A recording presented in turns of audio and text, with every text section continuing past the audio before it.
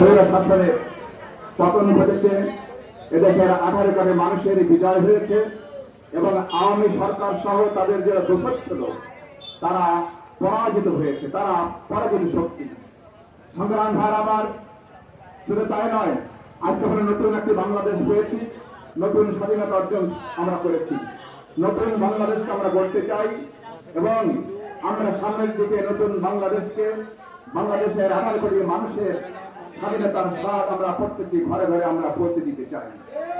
সংগ্রামী ভার আমার নতুন সরকার হয়েছে, আমি সকলকে আহ্বান জানাতে চাই এই তত্ত্বাবধায়ক সরকারকে একটি যৌক্তিক সময় পর্যন্ত আমরা সময় দিতে চাই এবং তাদের সার্বিক আমরা সহযোগিতা করতে চাই। আমরা চাই বাংলাদেশের 18 কোটি মানুষ, হিন্দু, বৌদ্ধ, খ্রিস্টান, ধর্মমত নির্বিশেষে সকলেই মিলে আমরা বাংলাদেশকে আমরা সোনার বাংলাদেশ করতে চাই। আমরা হিন্দু, আমাদের দীর্ঘ বছর ধরে আওয়ামী সরকার আমাদের সঙ্গে তাদের ব্যাপারে একটি বড় ধরনের পাহাড় দেওয়াল তৈরি করে রাখা হয়েছিল, আমাদের ব্যাপারে ভুল ধারণা তৈরি করে রাখা হয়েছিল। আমরা বলতে চাই, আমরা এই 5 আগস্টের পর আমরা দেখেছেন আমরা হিন্দুদের মন্দির আমরা পাহারা দিয়েছি, তাদের বাড়ি পাহারা দিয়েছি, তাদের ব্যবসা বাণিজ্যকে আমরা পাহারা দিয়েছি।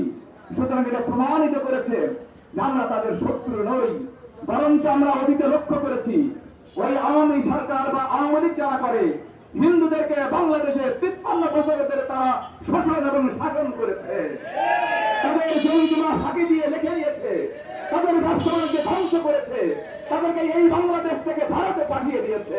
এটা বড় প্রমাণিত রয়েছে। সংগ্রাম ভার আমার আসুন, বাংলাদেশের যে যে সমস্ত রাজনৈতিক সরকার করেছিল এবং আওয়ামী সরকার সারা বাংলাদেশের যে অসংখ্য হাজার হাজার ছাত্র জনতাকে হত্যা করেছিল, তারা সেই হত্যার বিচার আমরা দাবি করছি।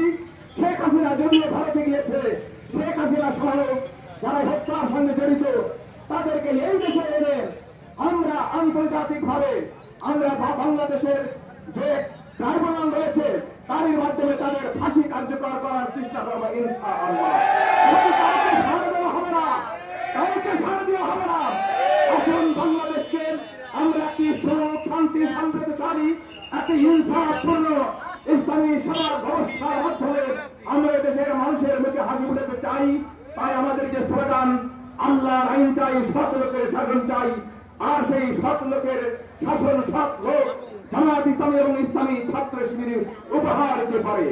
আসুন আমরা আল্লাহর আইন এবং সৎ লোকের শাসন কায়েমের আন্দোলনকে আরো বেগবান করি এবং আমরা বাংলাদেশকে সামনের দিকে এগিয়ে যাই।